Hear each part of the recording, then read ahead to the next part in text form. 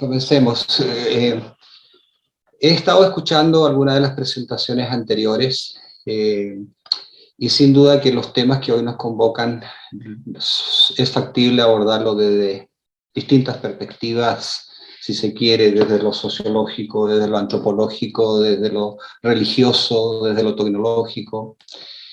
Y mi intención en esta presentación es más que nada hacer una presentación desde lo terrenal, es decir, desde mi experiencia y desde la perspectiva de un docente que se ha visto envuelto en este proceso de, ¿cómo llamarlo?, de adecuación tecnológica permanente, porque tengo formación en el área de la ciencia de la informática.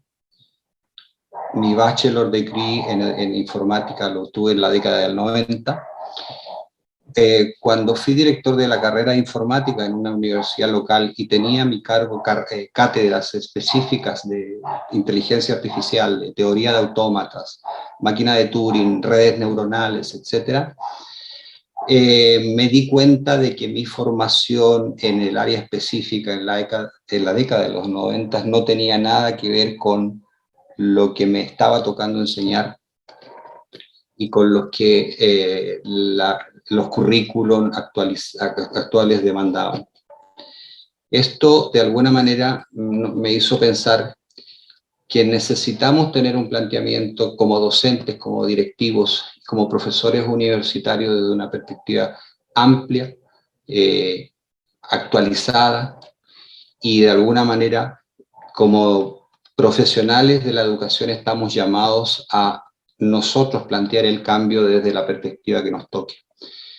Espero que hayan visto ese pequeño video motivacional que estaba ahí al inicio.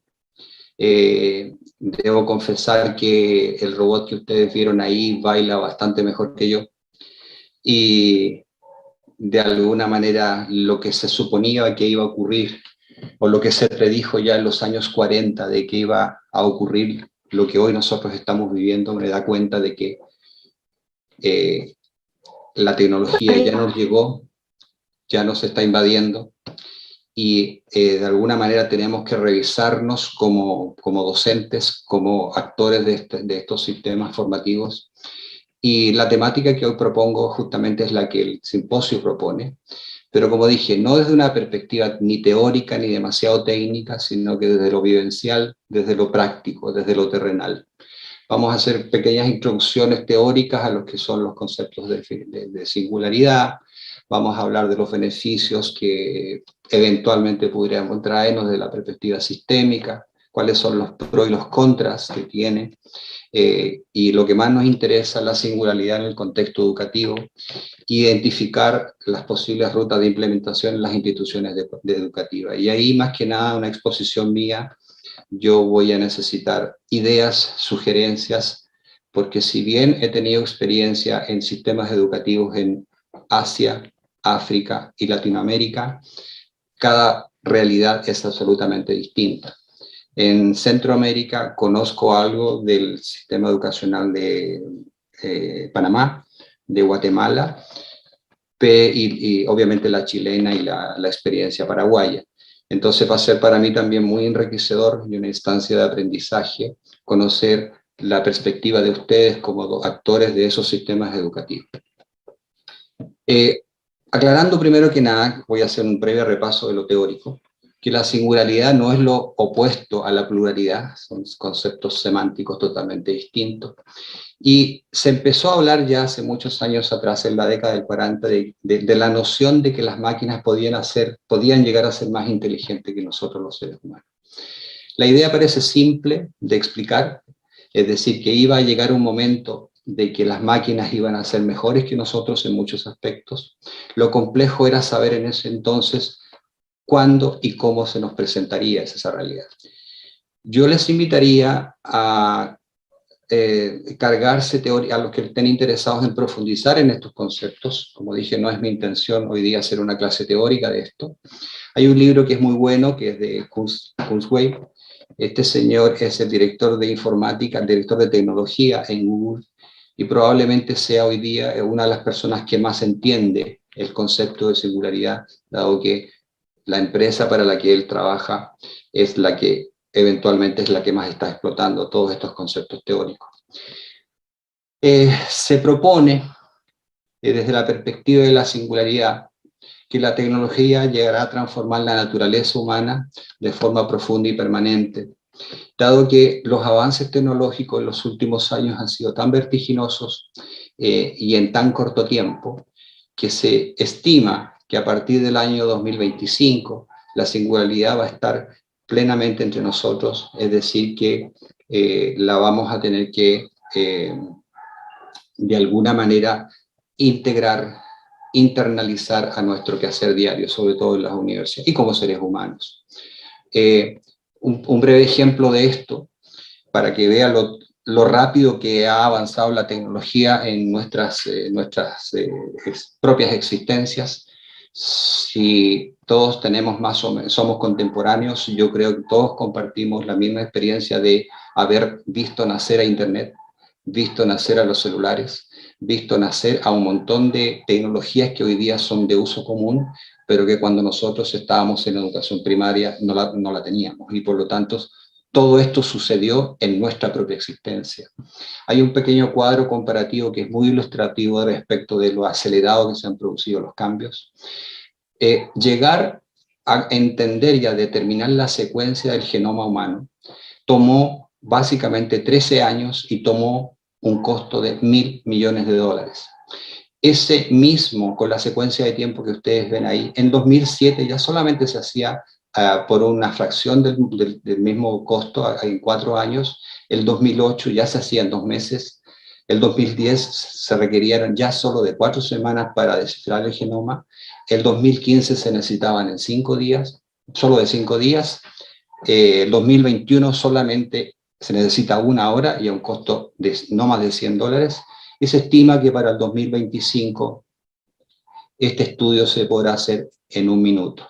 Yo mencioné el año 2025 porque de alguna manera existe un acuerdo entre los grandes pensadores de que esta realidad se nos viene aproximando de acuerdo a la función de tiempo y de aumento de la tecnología, que algunos autores sostienen que será entre el 2025 y el 2045, pero en términos de tiempo de evolución es prácticamente nada. Hoy en día ustedes saben que hay máquinas y tenemos la tecnología para reconocer las distintas cepas del COVID en un par de días, cosa que antes era absolutamente impensable. Se propone también desde la perspectiva de la singularidad que las máquinas podrán inventarse y mejorarse a sí mismas, con lo cual la velocidad de los cambios serán aún más vertiginosos. Esto plantea un gran dilema, incluso de lo teórico, perdón, desde lo teológico, como dije, si quisiéramos darle ese abordaje. Pero vamos a profundizar en esto un poquito más adelante. También se plantea que se borrará el límite entre lo humano y las máquinas, entre lo biológico y lo no biológico, es decir, que de alguna manera serán máquinas las que nos piensan a nosotros y no como tradicionalmente fue, de que nosotros pensamos la manera en cómo deberían ser y comportarse las máquinas. Y por lo tanto, se estima y se habla hoy día ya muy fuertemente de que muy pronto, dentro de ese plazo de tiempo, el hombre trascenderá a su propia biología, pero no perderá su humanidad. Hay teóricos que sostienen que ya el 2025, cosa que es muy buena noticia para nosotros profesores, eventualmente se logre tener el conocimiento para hacernos inmortales. Yo creo que más de alguno de nosotros pudiera estar interesado en esa teoría. ¿De qué hemos sido testigos nosotros? De un acelerado crecimiento de la tecnología. Nuestra generación, como dije, ha sido un espectador privilegiado en cómo pasamos de las primeras computadoras a Internet, a los celulares, a lo que fue la voz sobre IP, a la inteligencia artificial, las redes neuronales, la robótica, etcétera, etcétera. Cada uno de estos acontecimientos desde el punto de vista de la aparición de la tecnología demandó en las universidades la necesidad de enseñar a los estudiantes qué eran estas nuevas tecnologías existentes. Yo en ese entonces me desempeñaba como director de la carrera de informática en una universidad local, y recuerdo que en el periodo de 5 años tuvimos que modificar la malla curricular 4 veces, porque año tras año, perdón, había que incorporar nuevos conceptos, y particularmente yo empecé enseñando redes neuronales, inteligencia artificial, teoría de autómatas y otras materias que fue necesario incorporar en las mallas curriculares. Hoy en día, nosotros mismos somos testigos y muchas veces usuarios de las aplicaciones que está teniendo la inteligencia artificial en disciplinas como la medicina, la agricultura, la meteorología, la neurología, los servicios cognitivos, la educación, lo predictivo, la realidad virtual, la realidad aumentada y hasta la propia psicología, cosa que era bastante impensable. Ustedes saben, por ejemplo, al extremo que hemos llegado en el avance tecnológico en estas disciplinas, en que hoy día muchos psicólogos están utilizando modelos matemáticos y conceptos de inteligencia artificial para saber si una pareja que llega a la consulta tiene probabilidades o no de salvar su matrimonio. Es decir, que existen modelos de inteligencia artificial que pueden determinar la probabilidad de que un matrimonio subsista como tal o se va a divorciar. Por lo tanto, vamos a analizar brevemente estos conceptos de los que hemos hablado, aunque yo creo que la mayoría de ustedes ya lo habrán internalizado. Reconocemos como IA o inteligencia artificial que es la capacidad de un computador o máquina para realizar tareas o tomar decisiones al igual que los seres humanos. Por lo tanto, la inteligencia artificial propende a producir sistemas con atributos humanos, con la creatividad y el razonamiento lógico que nosotros tenemos, y con la posibilidad de adquirir conocimiento de manera autónoma. Probablemente algunos de ustedes tengan en su casa algún dispositivo Alexa o Siri, o entienden la manera en cómo funcionan, sino que de alguna manera la utilidad que presta para cada uno de nosotros como seres humanos. Pues bien, esos pequeños aparentemente inofensivos dispositivos tienen tal carga de inteligencia artificial que son capaces incluso de predecir algunos de nuestros comportamientos que nosotros mismos creíamos que eran indescifrables. Muchas veces nos damos cuenta de que hemos hablado de algo en la mañana y en la tarde, cuando abren YouTube, uno de los primeros videos aparece el tema al que nosotros estábamos mencionando en la mañana. Y cabe preguntar, ¿quién está escuchando lo que yo estoy pensando? ¿O quién está escuchando lo que yo estoy diciendo que después me lo propone como video? Bueno, detrás de toda esa tecnología hay corporaciones que están desarrollando modelos que hacen que el comportamiento humano sea predecible. Las redes neuronales también son una nueva tecnología que no pretenden otra cosa que desarrollar algoritmos que imiten el funcionamiento de los circuitos neuronales del cerebro humano. Eso hace que estas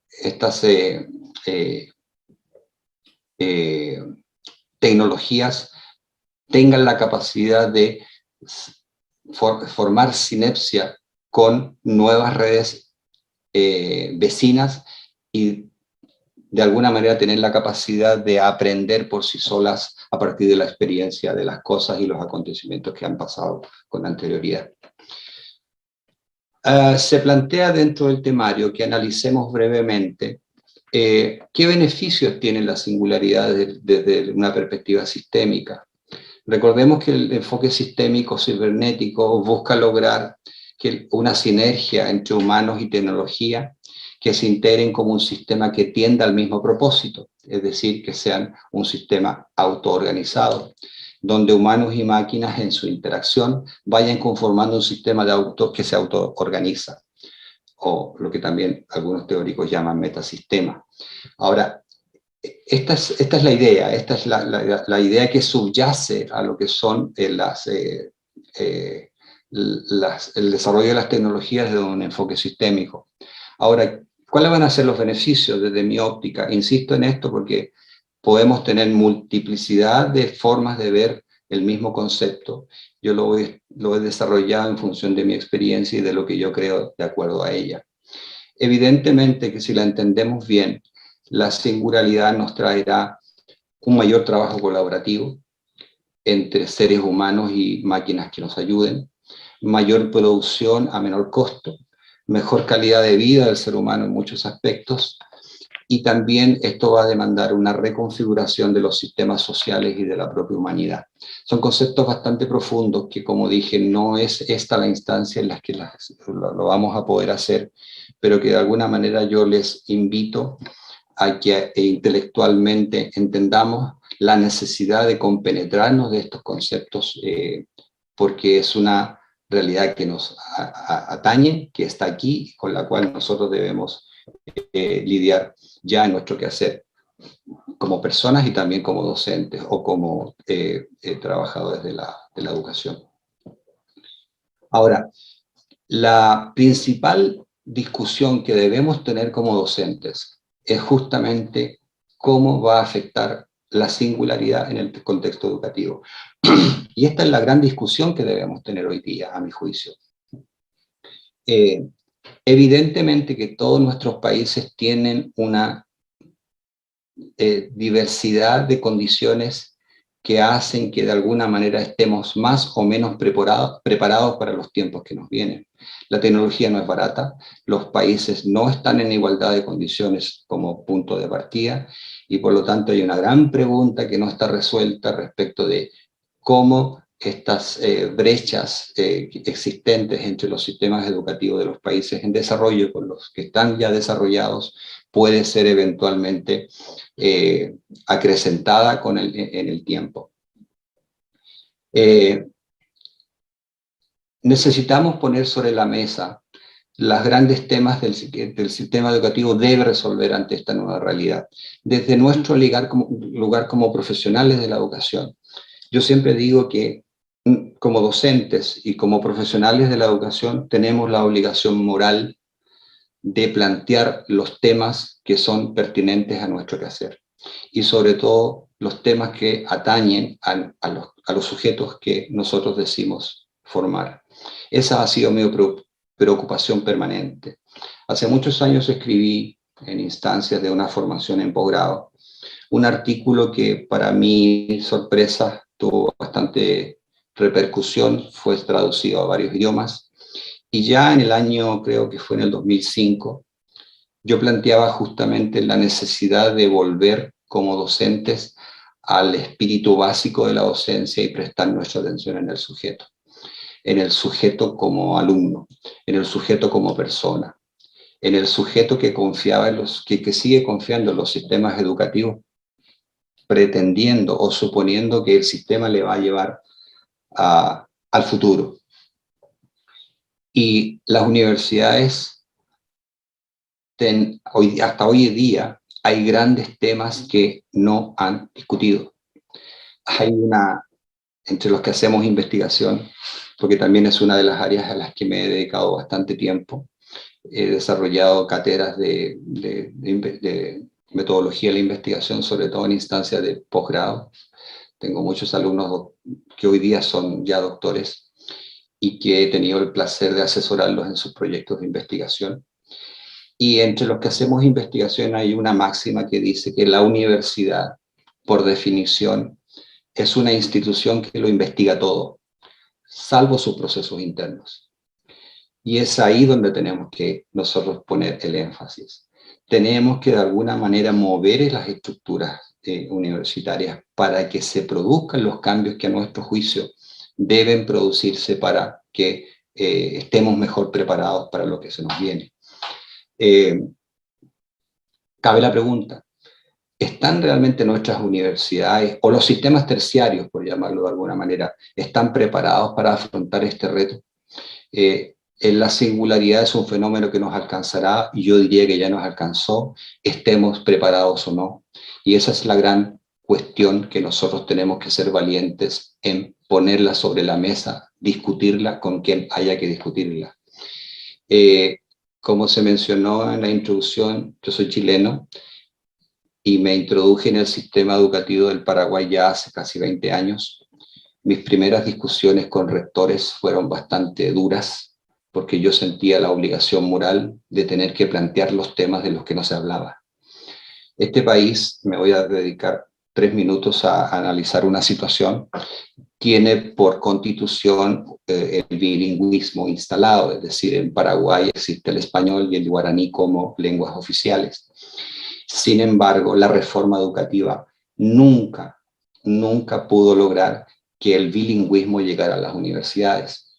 Eso significa que hoy día estamos formando doctores que no hablan el idioma de los pacientes que van a tener en el futuro. Y es un tema que hasta la fecha nunca fue abordado.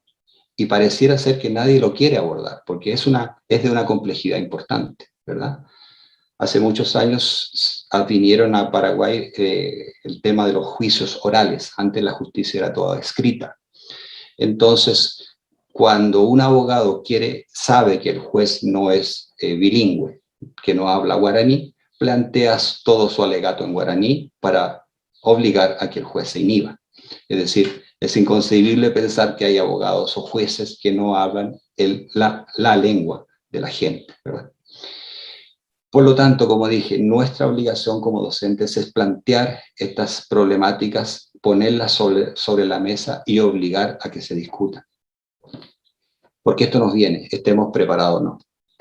Ahora, hay un profesor de nacionalidad venezolana que creo que planteó esto muy acertadamente y dice que en consecuencia el salto del quehacer educativo nuestro como docentes, que fue desde la tiza o que va desde la tiza y el pizarrón hasta el mismo oficio de la robótica, rebasa en muchos casos la capacidad de adaptación de los docentes para acometer con éxito la transmisión de competencias y conocimientos a comunidades que culturalmente piensan y se comportan de manera distinta. Este es el gran desafío, profesores, a mi juicio.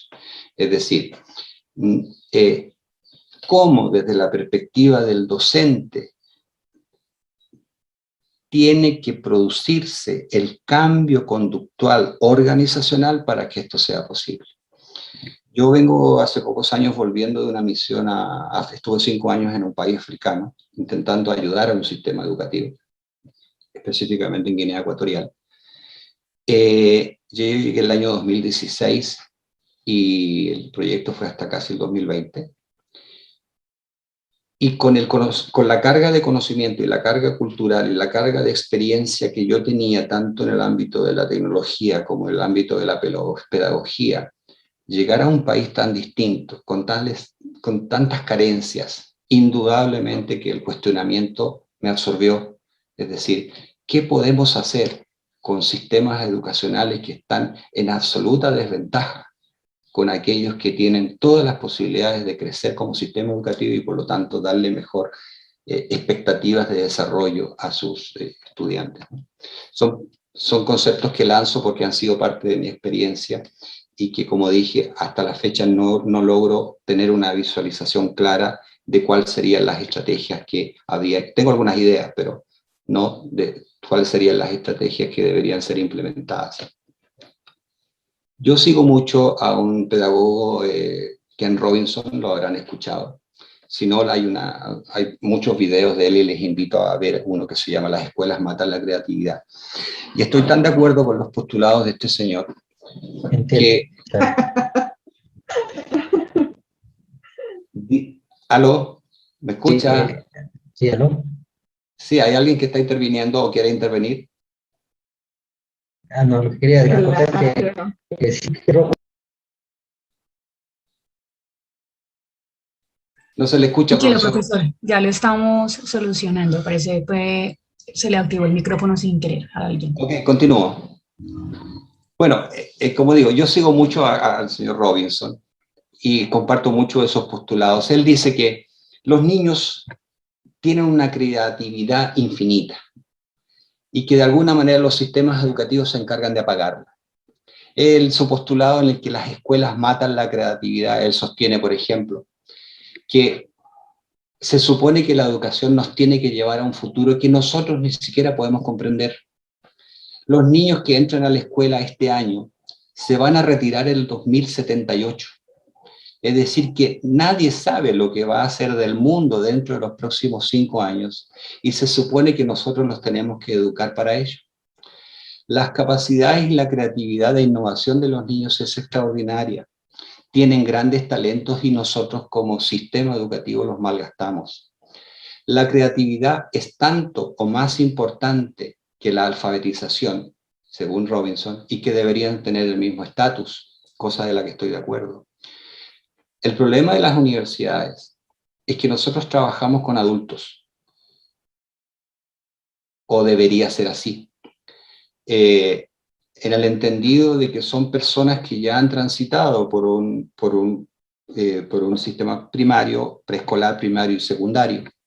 Sin embargo, nos damos cuenta que muchos de nuestros estudiantes en ese proceso han perdido mucho de su creatividad, de su espontaneidad, de su capacidad para razonar, cosa que sin duda, no me cabe duda que sí la tenían cuando ellos eran niños. Y por lo tanto, algo está ocurriendo en los sistemas que hace que la gente llegue a las universidades con un miedo terrible a equivocarse, porque nuestro sistema de alguna manera castiga el error. Y el error, como sabrán ustedes, profesores, es la única manera de mejorar, de crear. Y esto también me ha tocado vivenciarlo, otro de los postulados del señor Robinson, que dice que no importa de qué país estemos hablando, todos los sistemas educativos en el mundo tienen la misma jerarquía. Primero las matemáticas, después las lenguas, después las otras ciencias sociales y las humanidades, y en último, allá en el fondo, están las artes, la danza, la música y todo lo demás. Cuando es en realidad ahí donde se produce la explosión de creatividad de la gente, en las manifestaciones artísticas. Y por lo tanto él propone por qué esto no debería ser invertido, por qué no podemos enseñar las otras ciencias a partir del arte. Y con mucho rigor, habrán escuchado del método Suzuki, en el que ya se enseñan ciertas materias cognitivas, matemáticas, y que se dio a partir de la música, es decir, que la ecuación en algunas experiencias se está dando vuelta, cosa que celebro. Ahí abajo también está el link de ese video por si lo quisieran ver. Ahora bien, y es aquí donde necesito su colaboración, profesores. Voy a abrir un link. Me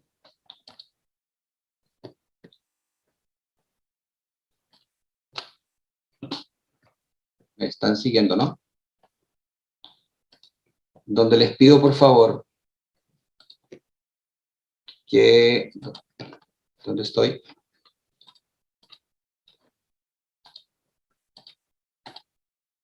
He perdido el chat. Ok.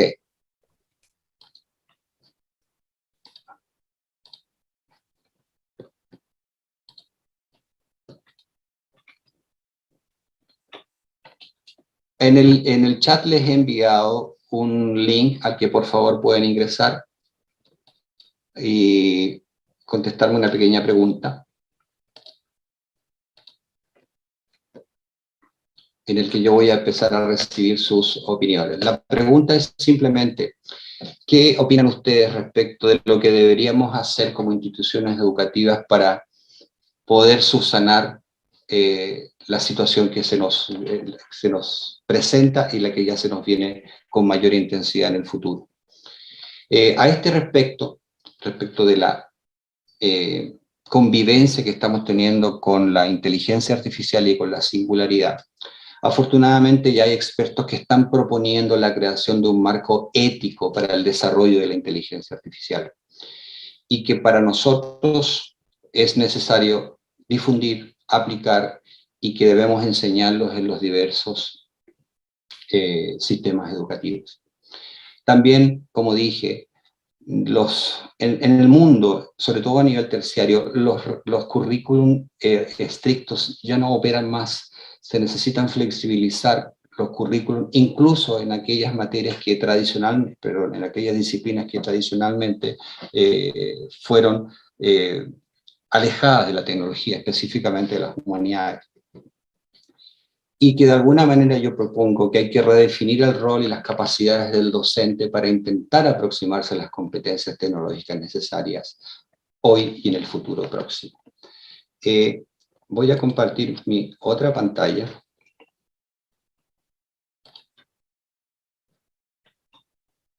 para que empecemos a ver cuáles son las colaboraciones de ustedes y las compartimos. Recibo capacitar a los docentes, flexibilizar los currículum, estoy muy de acuerdo, brindar acá, a ver, se me cruza. Cambiar los paradigmas, flexibilizar los recursos, estoy muy de acuerdo en los currículum. Aplicar normas éticas para la inteligencia artificial, que como dije, ya hay ciertos pensadores que están pensando en marcos normativos. Mejorar la infraestructura tecnológica de nuestras instituciones es clave, hablamos de financiación. Capacitar, ¿dónde quedé? Mayor capacitación y actualización de los currículum, cambio de las mallas curriculares, implementar las microtendencias, y un sinfín de aportes de ustedes que son para mí oro, porque son aportes desde la experiencia de cada uno de ustedes que puede ser distinta a la que yo tenga, así que esto lo voy a atesorar y agradezco realmente que se hayan tomado el tiempo de brindarme todos estos apoyos. Espero que ustedes también los puedan ver. Leo algunos más. En primer lugar, aplicar ética para las transformaciones, estoy de acuerdo. Preparar a los alumnos para equivocarse y a investigar, estoy muy de acuerdo. Hay que hacer cambios de paradigma, hay que cambiar las mallas curriculares, hay que abrir los currículum, etcétera, etcétera, etcétera. Son todos más o menos en la misma línea, como dije, cosa que agradezco muchísimo. Bueno, vuelvo a mi presentación. Prometo que ya estoy terminando.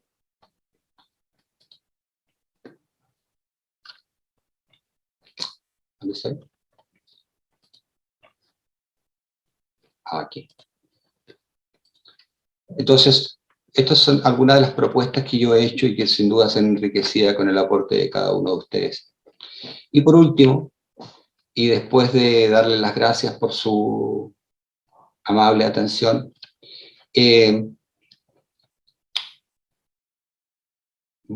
quisiera compartir con ustedes algunos comentarios y preguntas que pudieran tener para lo que he dicho aquí, o lo que ustedes estimen conveniente y que de alguna manera esté relacionado o no con lo que hemos discutido en esta presentación. Permítanme, por favor, hacer nuevamente esto y plantearles de nuevo el espacio para que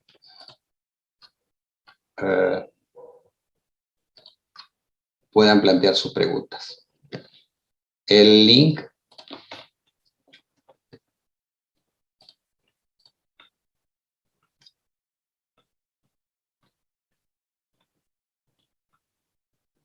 perdí el chat.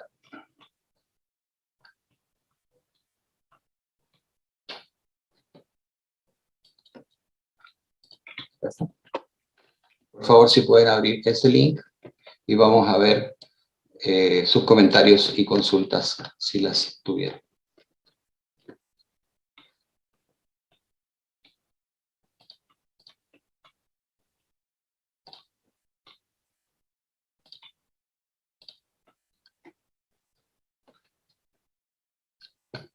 Ok, estamos ya finalizando. Desde ya les agradezco muchísimo su tiempo.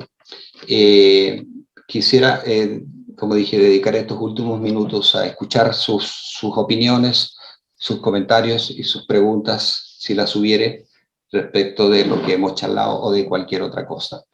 En exposiciones anteriores han surgido de parte de ustedes preguntas muy relevantes que habría querido intervenir, pero yo no me voy a acordar de cuáles eran, de todas, pero por favor siéntanse en libertad de preguntar lo que quieran. A ver, aquí llegan algunas.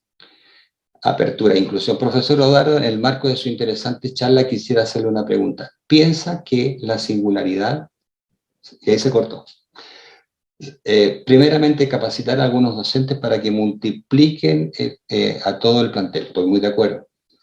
Capacitación investigativa primaria, estoy totalmente de acuerdo. Me permito un comentario.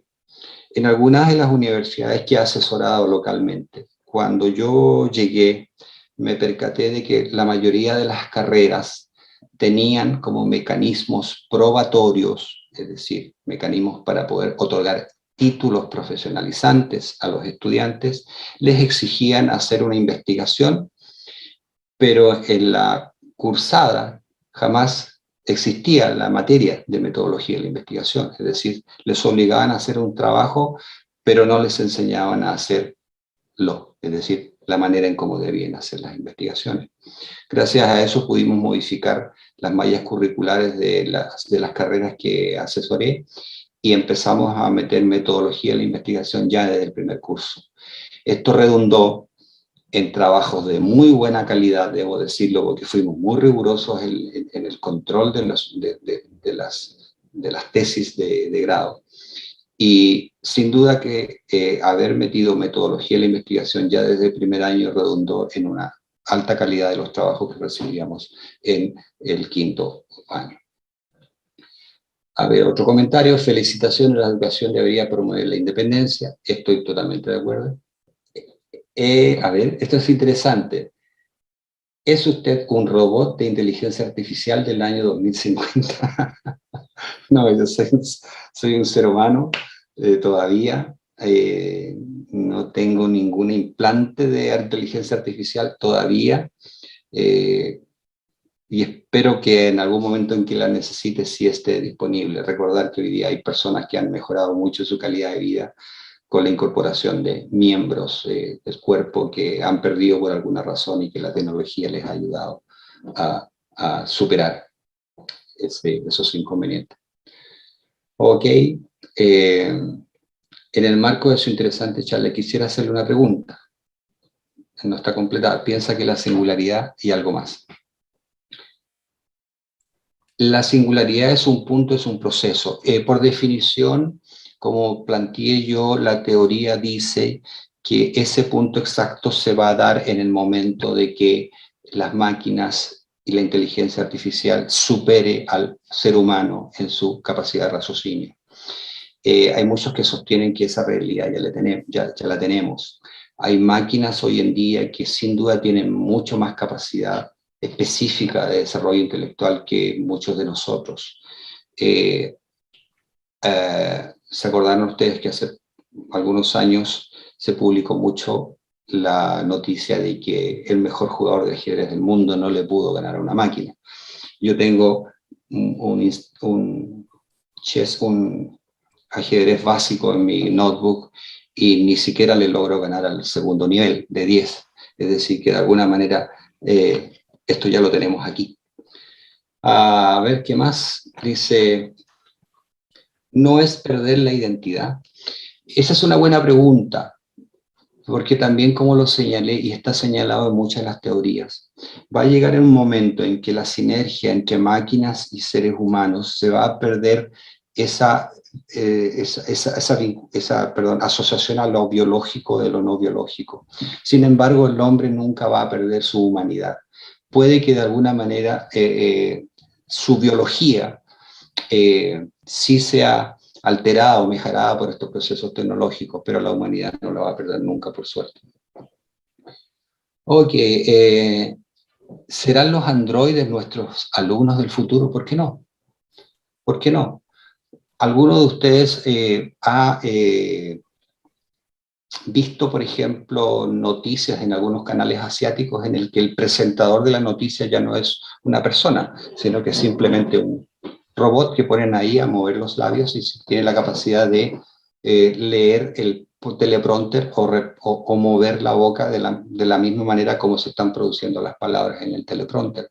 Y por lo tanto se ha prescindido de la existencia de una persona que lea las noticias y hoy día es un Android. ¿Qué más? Para el desarrollo de las habilidades de los alumnos a temprana edad es importante, por supuesto, y así lo he desarrollado. Si nosotros tenemos, como sistemas educativos me refiero, si tenemos la capacidad de tocar, de instalar estas necesidades ya en los sistemas primarios, va a ser un gran logro, perdón. Yo recuerdo que en Chile los primeros colegios privados tuvieron que intentaron cambiar el sistema de enseñanza de la escritura, tuvieron grandes dificultades para poder implementarlos. ¿Cuál era el postulado? de esos colegios privados que hoy día la sociedad ya no es escrita y por lo tanto pedían autorización para saltarse los 2 o 3 años que le toma a un niño aprender a dibujar letras y enseñarles ya a escribir directamente desde un teclado, para evitar toda la complejidad adicional de la kinestesia, de aprender a dibujar y diferenciar mayúsculas de minúsculas, etc. Ustedes y yo habremos gastado años con nuestro famoso cuadernito de caligrafía, donde nos era prohibido pasarnos de una línea o de la otra si estábamos dibujando letras minúsculas o minúsculas. Bueno, estos colegios afortunadamente lograron implementar lo que estaban proponiendo y hay muchos colegios hoy en día en Chile que están enseñando a escribir directamente en teclados. Ok, hay muchas preguntas. En honor al tiempo voy a leer una más si les parece y por favor voy a dejar la pantalla acá y voy a intentar responder a cada una de ellas por escrito.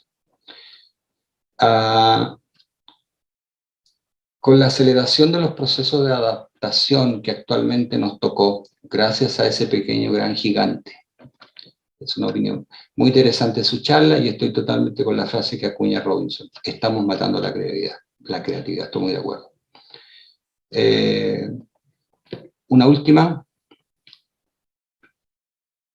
¿Cómo afrontar el desequilibrio entre educación básica y superior en el escenario de la singularidad? Muy buena pregunta al profesor que la haya hecho. Lamentablemente no están identificados acá el profesor que hace la pregunta. Yo creo que nosotros como países países latinoamericanos adolecemos de las mismas problemáticas. Existe en la mayoría de nuestros países un total divorcio entre los sistemas primarios, secundarios y terciarios. Es decir, que las universidades no conversan, no están hablando en la mayoría de los casos con los sistemas secundarios.